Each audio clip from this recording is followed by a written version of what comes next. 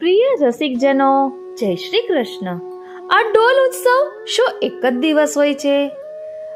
ઠાકોરજી આ ખેલ તો દરરોજને માટે આપણી સાથે કરે છે। હૈયાના હિંડોળે આંદોલિત ગતિના સ્વરૂપમાં ઝૂલ્યા જ કરે છે। ઘડીક આ વિચાર કરાવે તો ઘડીક બીજો વિચાર કરાવે। થોડીક વારમાં બાળ લીલાનું અનુસંધાન કરાવે તો થોડીક વારમાં નિકુંજ લીલાનું અનુસંધાન કરાવે। આ રીતે પ્રભુ આપણા હૈયાના હિંડોળે ઝૂલ્યા જ કરે છે, મનના મનોરથોના રૂપમાં ઝૂલ્યા કરે છે। આજે ડોલોત્સવનો સત્સંગ એક નવા જ રૂપમાં કરીશું। એક વૈરાગી જેણે પોતાની હથેળીમાં શ્રી ઠાકોરજીને ડોલ ઝૂલાવ્યા। ખૂબ જ સુંદર પ્રસંગ છે અને તેમાંથી શીખવાનું પણ ખૂબ જ સુંદર છે। બોલો શ્રી વલ્લભાધીશ કી જય। વાલા વૈષ્ણવો, જય શ્રી કૃષ્ણ। હું માં નાતુરી આપ સર્વે વૈષ્ણવોનું આજના આ અલૌકિક સત્સંગમાં હાર્દિક સ્વાગત કરું છું। વાલા વૈષ્ણવો, શ્રી ગુસાઈજીના એક સેવક છે, એક વૈરાગી, વ્રજમાં જે પર્યટન કરતા ફરતા રહેતા એમની વાર્તાનો ભાવ કહે છે। એ સાત્વિક ભક્ત છે, લીલામાં એનું નામ રસિકા છે। એ ભગવદ રસમાં સદા મગ્ન રહે છે। આ રસિકા કલકંઠીથી પ્રગટ્યા છે, એથી એમના ભાવરૂપ છે। પૂર્વમાં એક ક્ષત્રિયને ત્યાં એમનો જન્મ થયો। નાનપણથી જ વૈરાગ્ય દશામાં રહેતા, ખાવા પીવાનું કશું ભાન ન રહે।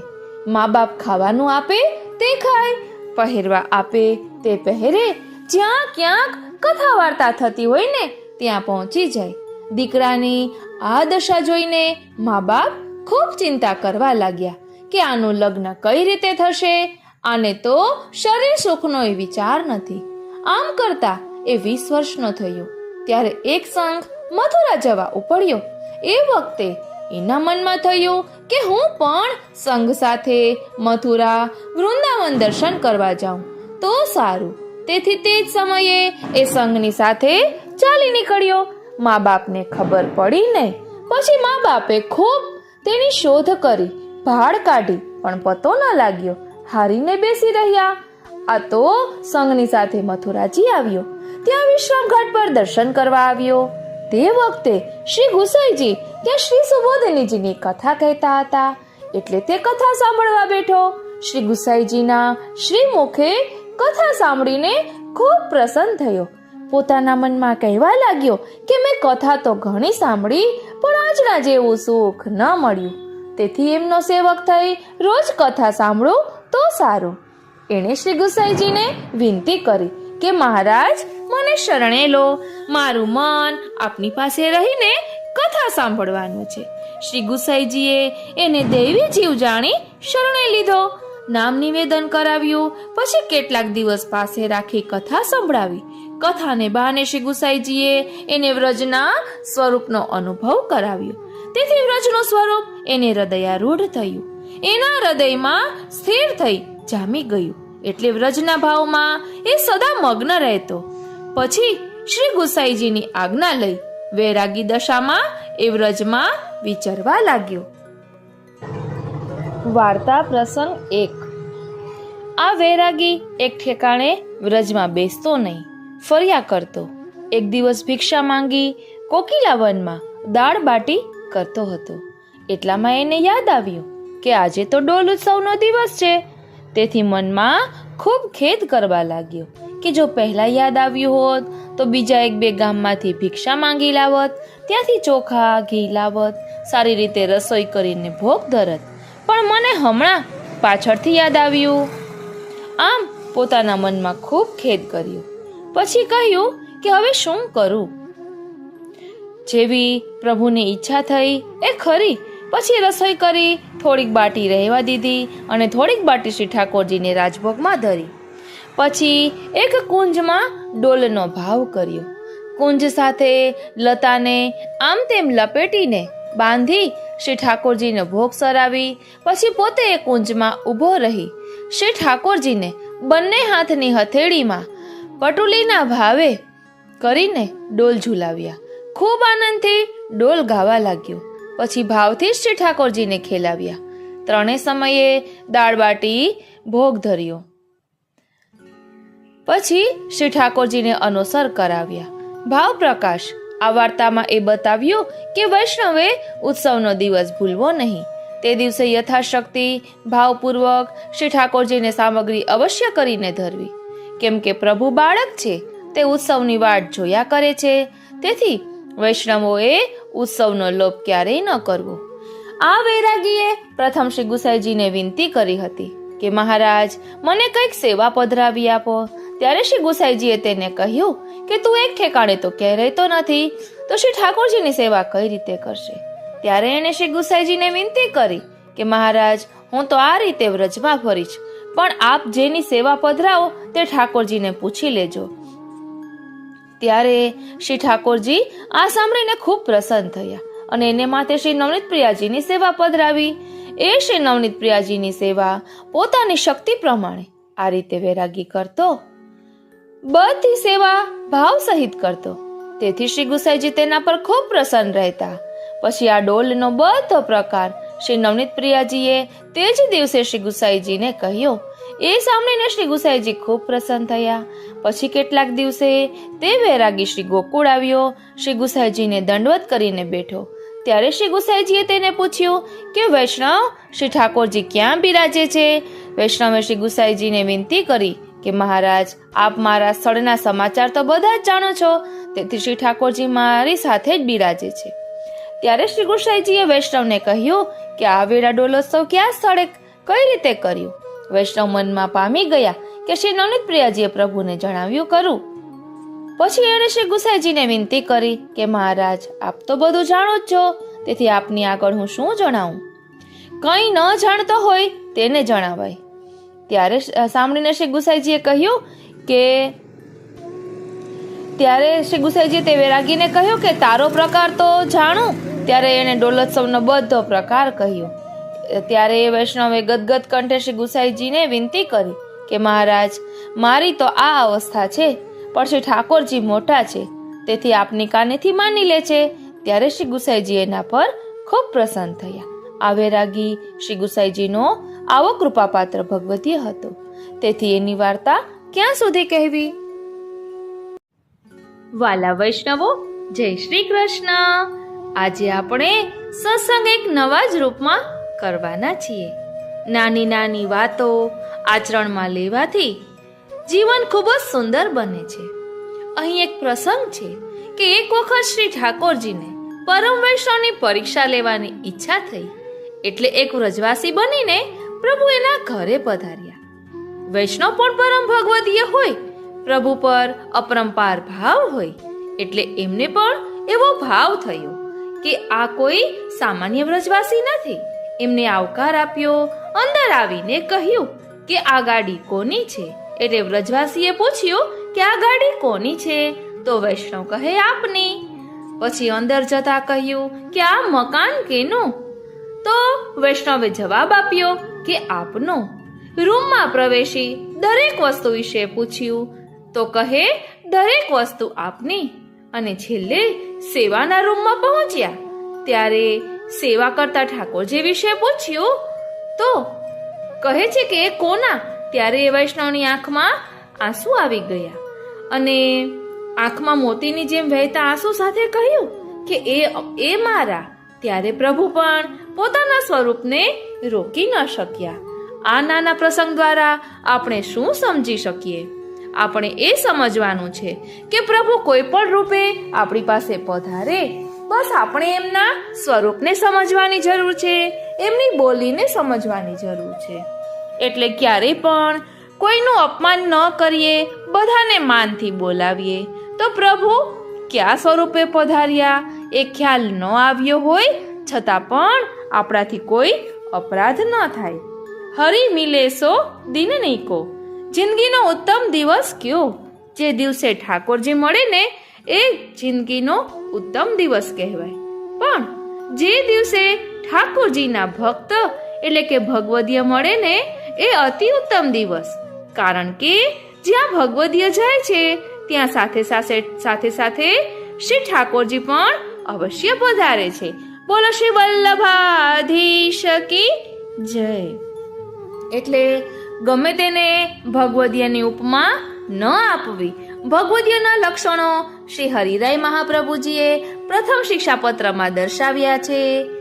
જે શ્રી વલ્લભની આજ્ઞાનું પાલન કરતા હોય, જેનામાં ધર્મ દયા હોય, તેને ભગવદીય કહેવાય. આપણે હમણાં જ થોડાક દિવસ પહેલા પ્રથમ શિક્ષાપત્રનું ભાવ દર્શન કર્યું હતું. તેમાં ભગવદીયોના લક્ષણો દર્શાવ્યા છે. તે શ્રવણ કરવું, તે વાંચવું અને આત્મચિંતન કરવું કે આપણે ક્યાં સુધી પહોંચ્યા છીએ. આપણે તો પ્રભુના દાસ છીએ. વૈષ્ણવ જ્યારે પણ પ્રભુની સેવામાં જાઓ ને ત્યારે ખૂબ જ આનંદમાં જજો, કારણ કે પ્રભુ આતુરતાપૂર્વક તમારી રાહ જોતા હોય છે.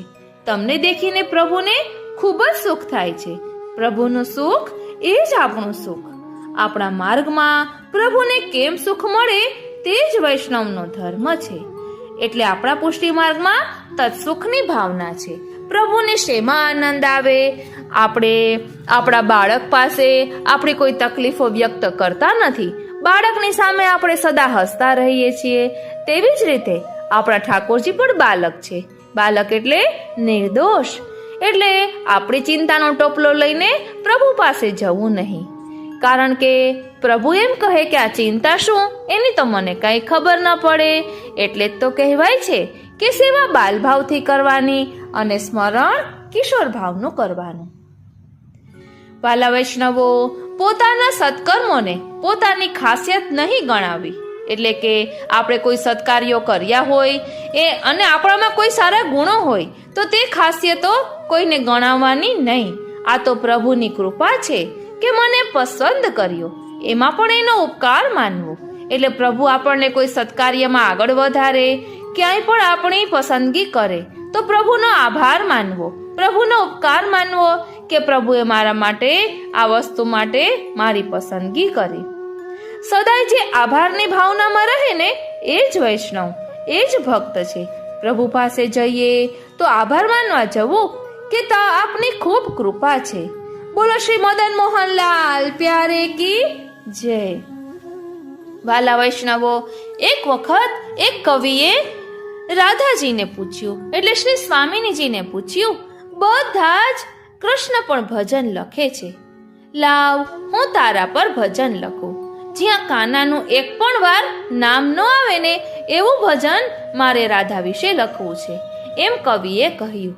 ત્યારે રાધાએ કવિને હસીને કહ્યું કે એ શક્ય જ નથી, કારણ કે કવિરાજ તમે જ કહો, કાના વગર રાધા લખો કઈ રીતે?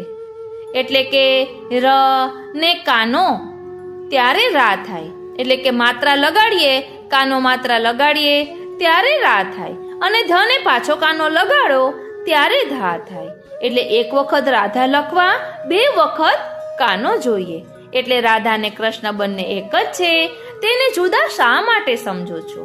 બંને એક જ સ્વરૂપ છે. વાલા વૈષ્ણવો, આપણે દરરોજ બ્રહ્મ સંબંધના મંત્રનું સતત મનન ચિંતન કરવું જોઈએ કે હું દાસ છું, હે કૃષ્ણ હું તમારો છું. એવી સુગંધ ભરી દો અમારામાં કે જે અમને અડી જાય તેનામાં પણ સુગંધ આવે, અને એમ કહી જાય કે આ તો શ્રી વલ્લભના બગીચાનું ફૂલ છે. એટલે કે શ્રી વલ્લભનો પ્યારા વૈષ્ણવ છે. એટલે અહીં શ્રી મહાપ્રભુજીના ચરણારવિંદમાં વિનંતી ધરી છે કે હે શ્રી વલ્લભ પ્રભુ, મારામાં એવી સુગંધ ભરી દો કે અમને જે પણ અડીને જાય, એટલે કે અમારા સંગમાં જે પણ આવે, અમારી આસપાસના જે પણ લોકો હોય તેને પણ સુગંધ આવે અને તેનામાં પણ એ સુગંધ ભળી જાય, અને એમ કહી જાય કે આ તો શ્રી વલ્લભના બગીચાનું ફૂલ છે. ફૂલ કેવું હોય તો કહે અતિશય કોમલ હોય. એટલે હૃદય આપણું કેવું હોવું જોઈએ? કોમલ હૃદય. કોમલ હૃદય હોય તો પ્રભુ સુખેન વિરાજે. માટે કોમલ હૃદય રાખવું જોઈએ, અને આપણા કર્મો એવા હોવા જોઈએ કે જ્યાં આપણે ક્યાંય પણ આપણી ઓળખાણ આપવી ન પડે, પરંતુ આપણા સત્કર્મો બોલતા હોય. પછી આગળ કહે છે कि श्रीनाथ जी की तारीफ करूं कैसे, मेरे शब्दों में इतना जोर नहीं, श्रीनाथ जी की तारीफ करूं कैसे, मेरे शब्दों में इतना जोर नहीं। सारी दुनिया में जाकर ढूंढ लेना, मेरे गिरिराज जैसा कोई और नहीं। हृदय में यमुना सुमिरन किया तो आवाज वल्लभ तक जाएगी। हृदय में यमुना सुमिरन किया तो आवाज वल्लभ तक जाएगी। कृष्ण ने जो सुन ली हमारी तो हर बिगड़ी ही बन जाएगी। श्री वल्लभ वल्लभ रटत हो, वल्लभ जीवन प्राण। श्री वल्लभ कबहु न विसारी हो, मोहे मात पिता की आन। सबन ते श्री વલ્લભ નામ ભલો. આવું શ્રી હરિરાય મહાપ્રભુજીએ વલ્લભ સાખીમાં વર્ણન કર્યું છે. એટલે વલ્લભના નામનો મહિમા અગાધ છે, અપરંપાર છે, જેના રોમ રોમમાં કોટી ગોવર્ધનરાય પ્રગટે છે એવા શ્રી વલ્લભ પ્રભુ છે. એમ પણ કહેવાય છે કે વ્રજ પરિક્રમા આપણે ન કરી શકતા હોઈએ અને શ્રી વલ્લભનું નામ લઈએ ને તો પણ તે વ્રજ પરિક્રમા બરાબર છે. એટલે કોઈ પણ મનમાં લૌકિક કામના રાખ્યા વિના શ્રી વલ્લભના ચરણારવિંદનો દ્રઢ આશ્રય કરીએ, એમનું શરણો સ્વીકારીએ તો આપણે અલૌકિકમાં ખૂબ જ આગળ વધી શકીએ. આપણા જીવનમાં કંઠીનું ખૂબ જ મહત્વ છે. અહીં કહ્યું છે कि तुलसी की कंठी पहनकर स्नान करने पर जब तुलसी को जल स्पर्श करके जल शरीर पर पड़ता है तब इस भूमंडल पर जितने भी तीर्थ हैं उन तीर्थों में स्नान करने का फल प्राप्त होता है. એટલે આપણે કોઈ ફળ મેળવવા માટે કંઠી પહેરી નથી, પરંતુ આપણે ગળામાં 2 કંઠી પહેરવી જોઈએ. એટલે કે આપણે સૌપ્રથમ નામ નિવેદન લીધું હોય, એક કંઠી તેની હોય અને બીજું આત્મનિવેદન બ્રહ્મ સંબંધ લીધું હોય તેની હોય. અને આ 2 કંઠી વૈષ્ણવો શા માટે પહેરે છે, તેનો ભાવ શું છે? તો કહે છે કે વૈષ્ણવો જે ગળામાં કંઠી પહેરે છે તે યુગલ સ્વરૂપના ભાવથી પહેરે છે. અને એવું પણ કહેવાય છે કે ઘણી જગ્યાએ એવા સંજોગો હોય કે આપણે ઠાકોરજીને ભોગ ન ધરી શકતા હોય અને દરરોજને માટે પણ એવું ન કરી શકતા હોય તો આપણે જે ભોજન બનાવ્યું હોય તે સૌપ્રથમ કંઠીને બતાવવું, એટલે પ્રભુ દ્રષ્ટિ કરે એ ભાવથી પણ વૈષ્ણવો આ રીતે કરતા હોય છે. એવું વચનામૃતમાં પણ સાંભળ્યું છે. એટલે કંઠીનું આપણા જીવનમાં ખૂબ જ મહત્વ છે. એવું કહેવાય છે કે જો અચાનકથી કંઠી ક્યાંય પડી જાય તો એક ડગલું પણ આગળ ભરવું નહીં, કારણ કે ખૂબ જ અપરાધ લાગે છે. એવું પણ વચનામૃતમાં આવે છે. અહીં એક ભક્ત પરમાત્માને વિનંતી કરે છે, કહે છે કે હે પરમાત્મા, અગર आपका कुछ तोड़ने का मन करे तो मेरा गुरूर तोड़ देना. अगर आपका कुछ जलाने का मन करे तो मेरा क्रोध जला देना. अगर आपका कुछ बुझाने का मन करे तो मेरी घृणा बुझा देना. अगर आपका मारने का मन करे तो मेरी इच्छाओं को मार देना. अगर आपका प्यार करने का मन करे तो मेरी ओर देख लेना. मैं शब्द तुम अर्थ, तुम बिन मैं व्यर्थ. એટલે અહીં વિનંતી કરી છે કે અહમ ભાવ ખૂબ જ આપણા જીવનમાં શ્રીનાથજી ટૂંકમાં જેનામાં અહમ હોય છે તેના હૃદયમાં પ્રભુ બિરાજતા નથી. એટલે અહીં કહે છે કે પ્રભુ આપને કઈ તોડવાનું મન થાય તો મારા અહંકારને તોડજો. અહંકાર શેનો છે કે હું કરું જીવ માને એ અહંકાર છે, પરંતુ કરતા આપ જ છો, કરે કરાવે શ્રીનાથજી એ આપણે ભૂલી જઈએ છીએ. એટલે જ આપણામાં અહંકાર આવે છે. અને કહે છે કે અગર આપકા કુછ જલાને કા મન કરે તો મેરા ક્રોધ જલા દેના. ક્રોધ એ ચાંડાલનું સ્વરૂપ છે. એવું પણ કહેવાય છે કે જો ક્રોધ આવ્યો હોય ને તો સ્નાન કરી લેવું. તો આપણે તો આખા દિવસમાં કેટલી વાર ક્રોધ કરીએ છીએ, તો શું આપણે સ્નાન કરીએ છીએ? એટલે ક્રોધ ન કરવો. પ્રભુને ક્રોધ જરા પણ ગમતો નથી. અગર આપકા કુછ બુઝાને કા મન કરે તો મેરી ઘૃણા બુઝા દેના. એટલે કોઈ પ્રત્યે ઈર્ષા ભાવ લાવવો નહીં, તે અહીં કહ્યું છે. और अगर आपको प्यार करने का मन करे तो मेरी ओर देख लेना. કારણ કે આપણે દાસ છીએ અને મીટ માંડીને બેઠા છીએ કે ક્યારે પ્રભુ આપણા પર કૃપા કરે, આપણા પર દ્રષ્ટિ કરે.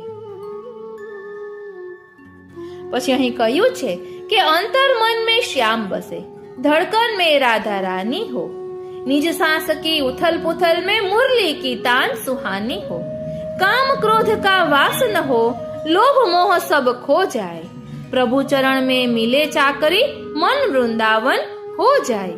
એટલે આપણે ઘણી જગ્યાએ સાંભળીએ છીએ કે વ્રજમાં વાસ દેજો, વૃંદાવનમાં વાસ દેજો, એટલે આ વૃંદાવન ભૂમિ એ બધું હોય તો એ ક્યાં છે? આપણું હૃદય એ જ વૃંદાવન છે, આપણું હૃદય એ જ ગોકુલ છે, તેમાં પ્રભુને પધરાવાના છે।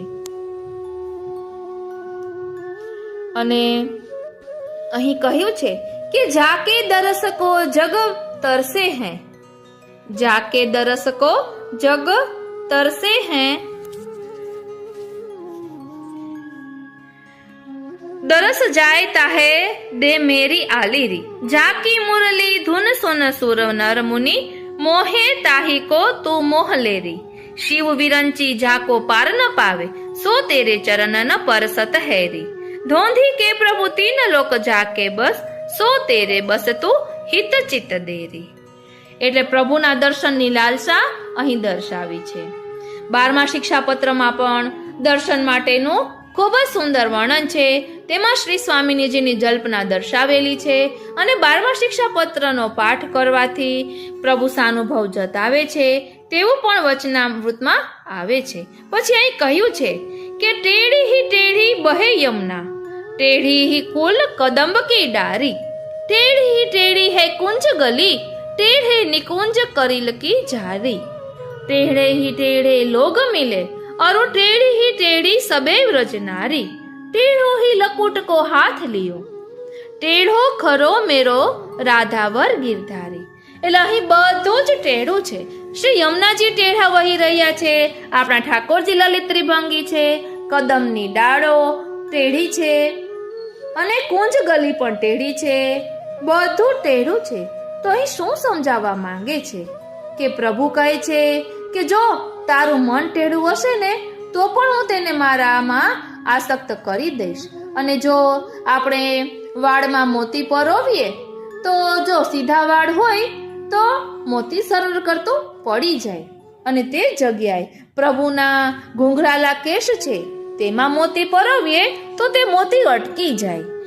એમ પ્રભુ વાઘ નખો ધરે છે તે પણ એ જ ભાવથી છે કે વાકામનવાળા ભક્તોને પણ હું મારી શરણે લઈ લઉં છું અને મારામાં આસક્ત કરી દઉં છું। પ્રભુ લલિત ત્રિભંગી સ્વરૂપ એટલે જ ધારણ કર્યું છે કે આપણું મન એના સ્વરૂપમાં અટકેલું રહે। એટલે પ્રભુની જે અલકાવલી છે, ઘૂંઘરાલી લટો છે, એમાં શ્રી સ્વામિનીજીનું મન અટકેલું રહે છે। એટલે પ્રભુ જે કંઈ કરે છે એ ભક્તોના મનોરથ પૂર્ણ કરવા કરે છે।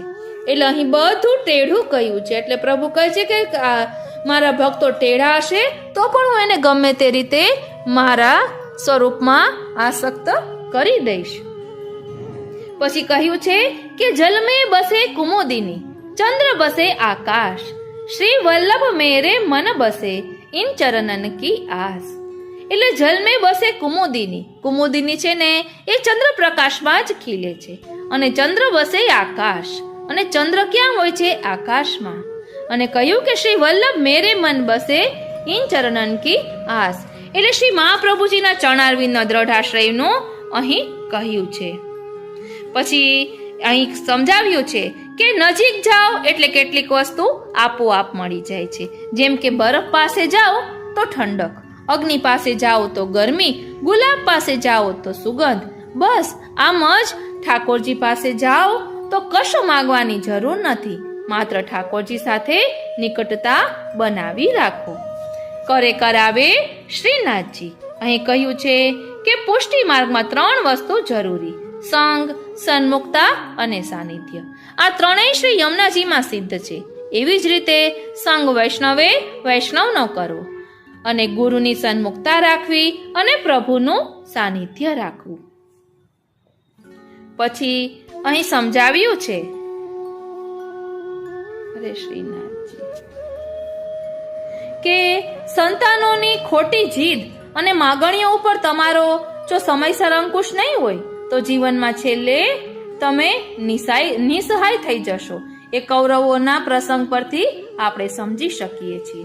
પછી અહીં કહ્યું છે કે તમે ગમે તેટલા બલવાન હો, પણ તમે અધર્મનો સાથ આપશો તો તમારી શક્તિ, અસ્ત્ર શસ્ત્ર, વિદ્યા, વરદાન બધું જ નકામું થઈ જશે.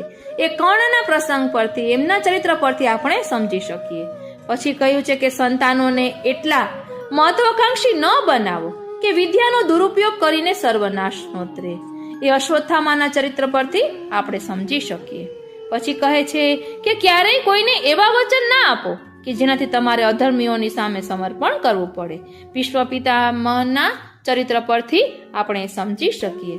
પછી કહ્યું છે કે સંપત્તિ, શક્તિ, સત્તા, સંખ્યાનો દુરુપયોગ અને દુરાચારીઓનો સથવારો અંતે સર્વનાશ નોતરે છે.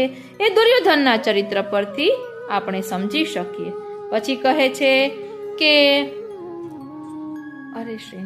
અંધ વ્યક્તિ અર્થાત સ્વાધી, વિતાંત, મદાંત, જ્ઞાનાંત, મોહાંત અને કામાન્ય વ્યક્તિના હાથમાં સત્તાનું સુકાન ના સોંપવું જોઈએ, નહીં તો તે સર્વનાશ નોતરશે.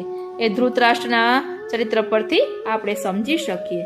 વિદ્યાની સાથે વિવેક હશે તો અવશ્ય વિજયી થશો, એ અર્જુનના ચરિત્ર પરથી સમજાય છે. બધા સમયે બધી બાબતોમાં છળ કપટ થી તમે બધી બાબતમાં દરેક વખત સફળ નહીં થાવ, એ શકુનીના ચરિત્ર પરથી સમજી શકાય. જો તમે નીતિ, ધર્મ, કર્મ સફળતાપૂર્વક નિભાવશો તો વિશ્વની કોઈ પણ શક્તિ તમારો વાળ પણ વાકો નહીં કરી શકે. વાલા વૈષ્ણવો, આજના સમયની વાસ્તવિકતા શું છે? તો કહે મોટા ઘર છે, પરિવાર નથી, મોટો અભ્યાસ છે, શિષ્ટાચાર નથી, મોંઘી દવા છે, હેલ્થ નથી, ચાંદ પર જવું છે, પાડોશીની ખબર નથી, કમાણી વધારે પણ સુકૂન નથી, બૌદ્ધિક સ્તર ઊંચું, ભાવના નથી, પ્રેમ સંબંધ ઘણા, સાચો પ્રેમ નથી, શુદ્ધ પ્રેમ નથી, દારૂ વધારે, પાણી નથી, ઘડિયાળ મોંઘી, સમય નથી, માણસો ઘણા, માણસાઈ નથી. અરે શ્રીનાથજી,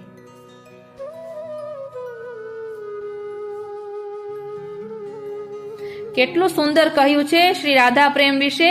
મુરલી મે રાધા, મુકુટ મે રાધા, અનામિકા મે રાધા, કનિષ્ઠા મે રાધા, ચક્ર મે રાધા, શંખ મે રાધા, સ્વસ્તિક મે રાધા, શ્રીવત્સ મે રાધા, कुमकुम में राधा, कंगन में राधा, मोर में राधा, मृदंग में राधा, गायों में राधा, ग्वालों में राधा, लाठी में राधा, लकुटी में राधा, अधरों में राधा, चरणों में राधा, ब्रजधुली में राधा, चंदन में राधा, केश में राधा, कंकड़ी में राधा, पुराण में राधा, पद्म में राधा, प्रज्ञा में राधा, आज्ञा में राधा, गोलोक में राधा, भूलोक में राधा, आनंद में राधा, परमानंद में राधा, वृक्षों में राधा, लताओं में राधा, यमुना में राधा, लहरों में राधा, गोविंद में राधा, गोपाल में राधा, तेरे बिन व्रज मंडल आधा आधा.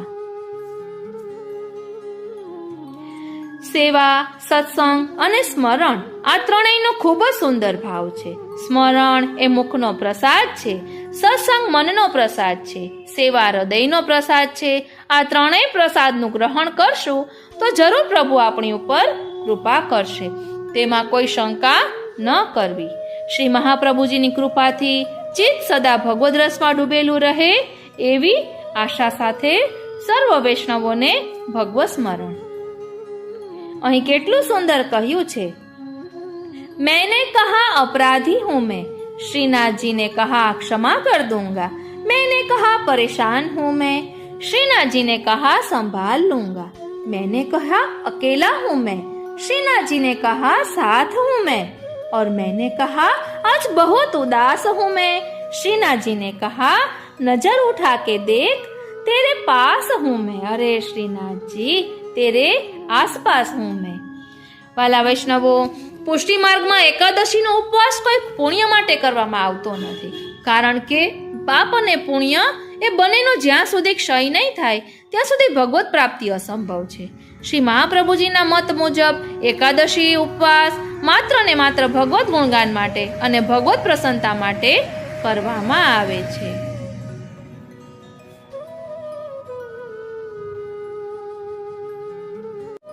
આપણા બધાના મનમાં આ પ્રશ્ન થતો હોય છે કે શ્રી ઠાકોરજી, આપણી સાથે વાતો કરે છે કે નહીં એ કેમ ખબર પડે? 84,252 વૈષ્ણવોની વાર્તા આપણે વાંચતા હોઈએ ત્યારે તેમાં આવતું હોય છે કે શ્રી ઠાકોરજી માગી માગીને આરોગ્ય છે, શ્રી ઠાકોરજી ભક્તો સાથે વાતો કરે છે. ત્યારે વાંચીને આપણને પણ એમ થાય કે શ્રી ઠાકોરજી મારી સાથે ક્યારે વાતો કરશે? ઘણી વખત એવું થતું હોય છે કે શ્રી ઠાકોરજી આપણી સાથે વાતો કરતા હોય, પરંતુ આપણે તેમના સંકેતને સમજી શકતા નથી.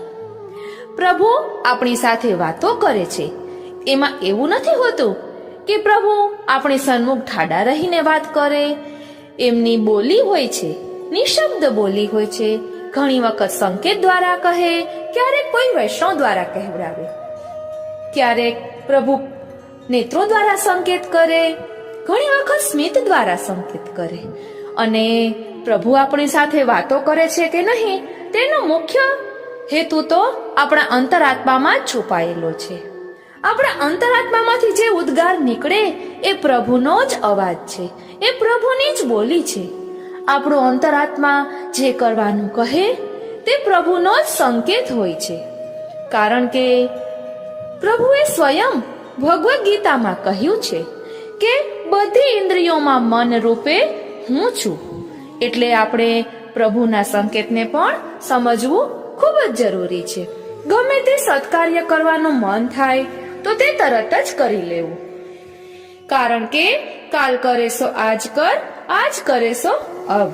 એટલે ક્યારેય પણ તેને આંખા ડાકાન કરવા નહીં, તરત જ તેમાં તે કાર્ય કરવામાં પ્રેરાઈ જવું. હવે આપણે એક સત્ય પ્રસંગ દ્વારા જાણવાનો પ્રયાસ કરીએ કે શું આપણે પ્રભુની બોલી સમજીએ છીએ કે નહીં. એટલે આ સાંભળ્યા પછી આપણે પણ આપણા જીવનનું અવલોકન કરવાનું છે, આત્માવલોકન કરવાનું છે કે અત્યાર સુધીમાં આપણી સાથે શું શું થયું છે અને એમાં પ્રભુએ આપણને કયા કયા સંકેત કર્યા છે. આપણે ખૂબ જ ઊંડાણપૂર્વક વિચારીશું ને તો આપણને પણ આપના જીવનમાં થયેલા અનુભવો પરથી સમજાશે કે સમયે સમયે પ્રભુએ સંકેત દ્વારા બધી પ્રેરણા કરી જ છે. તો ચાલો તેનું ભાવ દર્શન કરીએ. થોડાક સમય પહેલા મારા મમ્મી આવ્યા હતા, ત્યારે તેમણે 84,252 વૈષ્ણવોના પુસ્તકો અમને બધી બહેનોને પધરાવી આપ્યા. ત્યારે ત્યાં ભાગવતજી ખૂબ જ સુંદર જોઈને એ પણ લેવાનું એમને મન થઈ ગયું. તો મેં કહ્યું કે હવે બીજી વાર આવો ને ત્યારે લેજો. ત્યારે મારા મમ્મીએ પણ એમ જ કહ્યું કે કંઈ પણ સારું કાર્ય કરવાનું મન થાય એટલે તરત જ કરી લેવાય. આજનો લાવો લીજીએ રે, કાલ કોણે દીઠી છે. એટલે એ અંતરાત્મામાંથી આવેલો અવાજ હતો કે આ સત્કાર્ય કરવાનું મન થયું છે તો તે તું કરી લે. હું મારી સ્વયં ભાવના આપને કહીશ. સૌપ્રથમ તો કાલિંદી બેટીજીના ચરણારવિંદમાં કોટી કોટી દંડવત પ્રણામ. કારણ કે આ બધી પ્રેરણા કરનાર એ કાલિંદી બેટીજી છે. એમના વચનામૃત હું દરરોજ સાંભળું છું. એમના વચનામૃત સાંભળી સાંભળીને આત્માને આમ સ્પર્શ કરે છે એમ કહી શકાય. કાલિંદી બેટીજી વચનામૃતમાં કહેતા હોય કે આપની આત્માને જાગૃત કરો,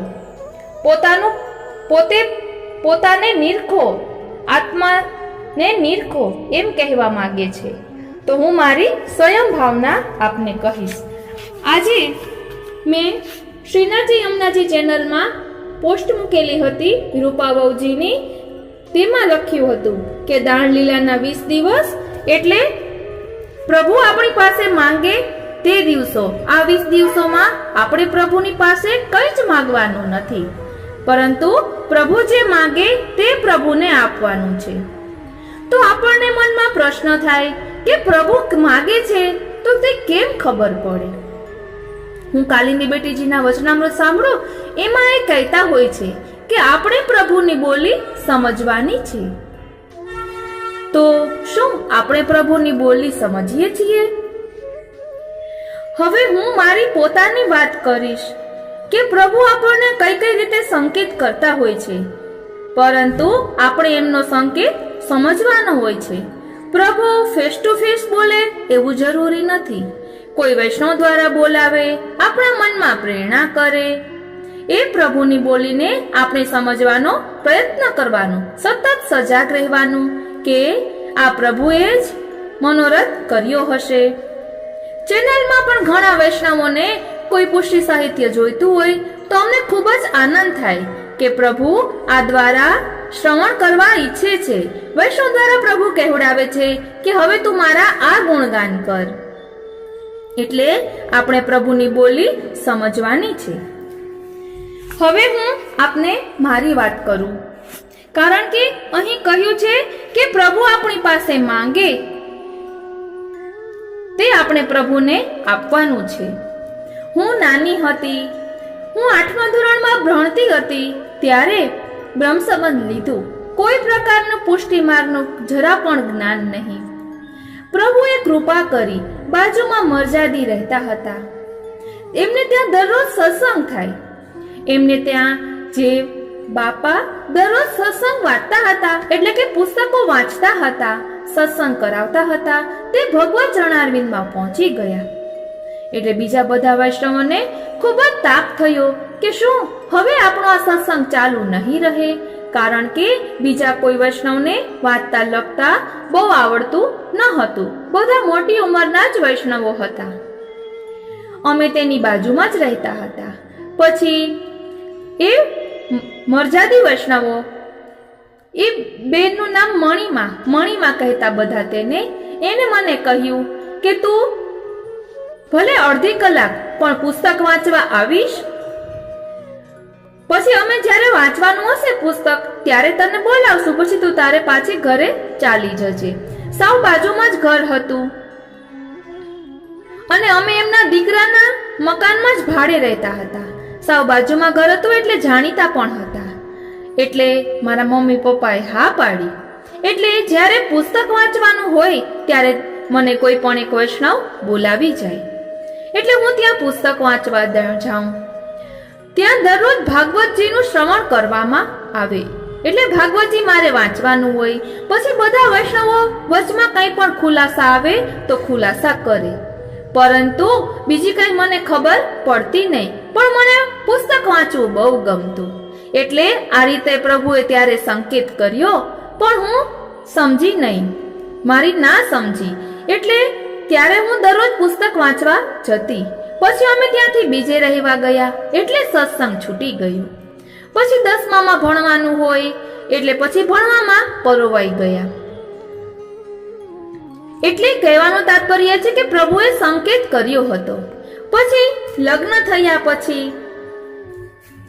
એટલે મારા લગ્ન થયા તો મને આ મણીમાએ પૂછ્યું કે તમારા ઘર ઠાકોરજી બિરાજે છે? તો મેં કીધું કે હા. તો એમણે કહ્યું કે તને આ સત્સંગનું ફળ મળ્યું. એટલે મને કઈ ખબર પડતી જ ન હતી. વિષયાંતર ન થઈ જાય એટલે ટૂંકમાં જ કહી રહી છું કે પ્રભુની બોલી આપણે કઈ રીતે સમજવાની છે. એટલે પ્રભુ એક વખત સંકેત કર્યો આ મણીમા દ્વારા કે તું સત્સંગ કર, પુસ્તક વાંચ. તો મેં તે શરૂ કર્યું. પછી પ્રભુની જેવી ઈચ્છા હોય એટલે તે આ રીતે અમે બીજે રહેવા ગયા એટલે બંધ થયું. અમારા ઘરમાં મારા મમ્મી દરરોજ પુસ્તક વાંચે, પરંતુ શુદ્ધ પુષ્ટિ માર્ગ નહીં. પછી લગ્ન થયા એટલે ફરી પ્રભુએ સંકેત કર્યો. એટલે હું મારા મમ્મીને ઘરે જાઉં એટલે મારા માસી છે તે લોકો શુદ્ધ પુષ્ટિ માર્ગીય. એટલે તે મારા મમ્મીને કહે કે આપણી ઘરે દીકરી આવે તો તેને કાંઈ પણ ઉત્સવ હોય કે વેકેશનમાં આવે તો એક આ પુષ્ટિ માર્ગનું પુસ્તક પધરાવજો. તો મારા મમ્મી એ મને ભાગવતજી પધરાવી દીધું. એટલે એમ ફરી પાછો સત્સંગ શરૂ થયો. બપોરે બધા સૂતા હોય તો તેમાંથી વાંચું, અને પુષ્ટિ માર્ગ વિશે કાંઈ પણ ખબર નહીં. અને લગ્ન થયા પુષ્ટિ માર્ગીય ઘરમાં એટલે જાણવાની પણ ઉત્કંઠા હોય, કારણ કે બીજું કોઈ કઈ બધું કહે નહીં.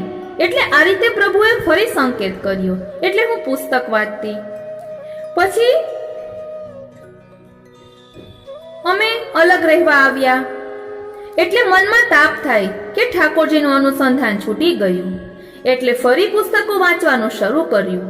પ્રભુ કૃપાથી ઘણું બધું પુષ્ટિ સાહિત્ય બિરાજે છે. એટલે પ્રભુએ આ રીતે કહ્યું. અને હજી રાધાષ્ટમીની જ વાત કરું. એટલે પ્રભુએ પ્રેરણા કરી એટલે અમે આ ચેનલ શરૂ કરી. મારી દીકરીને સ્કૂલે કોરોનાથી બચવા માટે શું કરી શકાય એવું પ્રકારનું પ્રેઝન્ટેશન કરવાનું હતું, એડવર્ટાઇઝ પ્રકારનું. તો અમે ચેનલ શરૂ કરી કૃષ્ણ આવેશની. એટલે સ્કૂલે એ ચેનલ બતાવવામાં આવી. 5-6 વિડીયો જે આપણા પહેલા મૂકેલા હોય તે બતાવ્યા. સ્કૂલમાં બધાને બહુ જ ગમ્યું. એટલે આ રીતે પ્રભુએ પ્રેરણા કરી અને શરૂઆત કરી. અને અમે અલગ રહેવા આવ્યા. એટલે પછી મને એમ થયું કે પછી ભવિષ્યમાં ક્યારેય સમય મળે કે ન મળે, એટલે હું દરરોજ આ રીતે રેકોર્ડ કરીને મૂકતી કે જેના કારણે મારે જ્યારે પણ જે સાંભળવું હોય તે સાંભળી શકાય. કારણ કે અમારું મકાન બની રહ્યું છે, તો પછી આપણે બધા સાથે રહેતા હોઈએ ત્યારે આ બધું પોસિબલ ન હોય. એટલે મેં મારા માટે શરૂઆત કરી કે મારે જે ગ્રંથ સાંભળવું હોય, વાંચવાનો સમય ન મળે તો સાંભળી તો શકાય ને. એટલે એ રીતે મેં શરૂઆત કરી. અને કે યુટ્યુબમાં અપલોડ કરીએ તો આપણે જેટલું પણ અપલોડ કરવું હોય કરી શકીએ. કારણ કે પેન ડ્રાઈવ તો ગમે ત્યારે ભવિષ્યમાં ભરાઈ જ જવાનું હોય, મોબાઈલ પણ ભરાઈ જ જવાનો હોય. એટલે મેં યુટ્યુબમાં અપલોડ કર્યું. તો પ્રભુ કૃપાથી વૈષ્ણવોને ગમ્યું. એટલે પ્રભુએ 3જી વાર સંકેત કર્યું.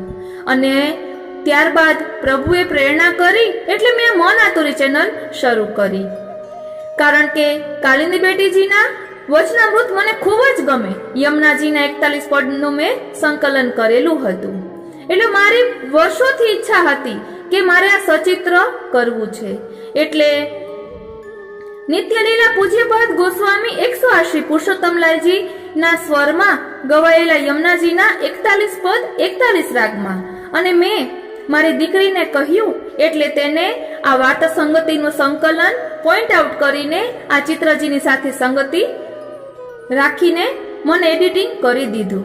એટલે કેટલી કૃપા, જે મનોરથ કરું તે પ્રભુ પૂર્ણ કરાવે. એટલે પ્રભુએ આ રીતે સંકેત કર્યો. એટલે હરિગુરુ વૈષ્ણવની કૃપા મારા ઉપર કઈ રીતે થઈ એ હું આપને કહી રહી છું. કે ઠાકોરજીએ સૌપ્રથમ પ્રેરણા કરી સત્સંગ માટેની, પછી કાલિંદી બેટીજીની કૃપા થઈ.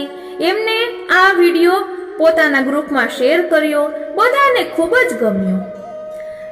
અને રાધાષ્ટમીના આગલે દિવસે મારા વરે મને કહ્યું કે રાધાષ્ટમી છે આવતીકાલે, તો કંઈક એવું કર કે વૈષ્ણવોને આનંદ આવે, કંઈક એવો વિડીયો બનાવો કે વૈષ્ણવો આનંદિત થાય. એટલે પછી મેં પુસ્તકોમાં ગોત્યું. એટલે યદુનાથજીના વચનામૃતમાંથી એ સંકલન મને પ્રાપ્ત થયું. આ રીતે મારા ઉપર ગુરુ કૃપા ખૂબ જ છે. અને વૈષ્ણવોની કૃપા પણ ખૂબ છે કે આ બધા વૈષ્ણવોને ખૂબ જ ગમ્યું. એટલે પ્રભુએ આના પપ્પા દ્વારા મને કહેવડાવ્યું, એટલે કે મારા વર દ્વારા કહેવડાવ્યું કે તું આ કર. તો આ બધાને ખૂબ જ ગમ્યું. એટલે પ્રભુની બોલી આ રીતે સમજવાની છે. હજી હું ગઈકાલની જ વાત કરું.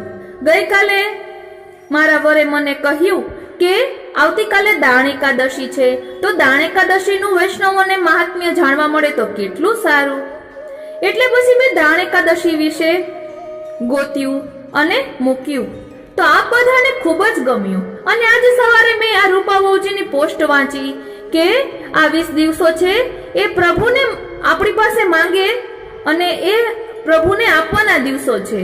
ત્યારે મને અંતઃથી સ્ફુરણા થઈ કે પ્રભુ આવું ઈચ્છે છે કે હું પુષ્ટિ સાહિત્ય આપ બધા સુધી પહોંચાડું.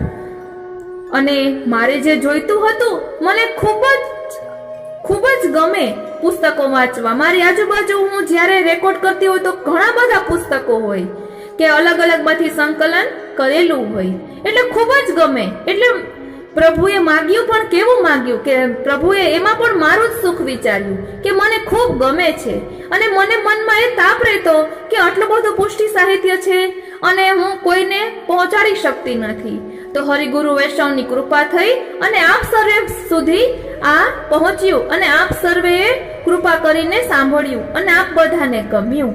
એટલે આ રીતે પ્રભુ આપણી સાથે બોલે છે, પ્રભુની બોલી આપણે સમજવાની છે. આટલું બધું મને પ્રેરણા એટલે થઈ કે કાલિંદી બેટીજીના વચનામૃતમાં હું સાંભળું જ છું કે આપણે પ્રભુની બોલી સમજવાની છે. તો મને પણ એમ થતું કે પ્રભુ શું આપણી સાથે વાતો કરે, બોલે, પરંતુ સંકેત દ્વારા બોલે તો તે આપણે સમજવાનું હોય છે. એટલે મને પણ એવું છે કે આ સાંભળીને કદાચ આપને પણ સ્ફુરણા થાય કે પ્રભુ આપની પાસેથી શું ઈચ્છે છે. એટલે હું પણ શ્રી મહાપ્રભુજીના ચરણારવિંદમાં એ જ વિનંતી કરું કે પ્રભુ આપ સર્વે સાથે વાતો કરે. અલ્પમતીથી મારી સ્વયં ભાવના કહી છે. આપને કંઈ પણ ઓલું લાગ્યું હોય તો મને ક્ષમા કરશો. આજનો આ સત્સંગ શ્રીનાથજી, શ્રી યમુનાજી, શ્રી મહાપ્રભુજીના ચરણારવિંદમાં સમર્પિત કરું છું. જય શ્રી કૃષ્ણ.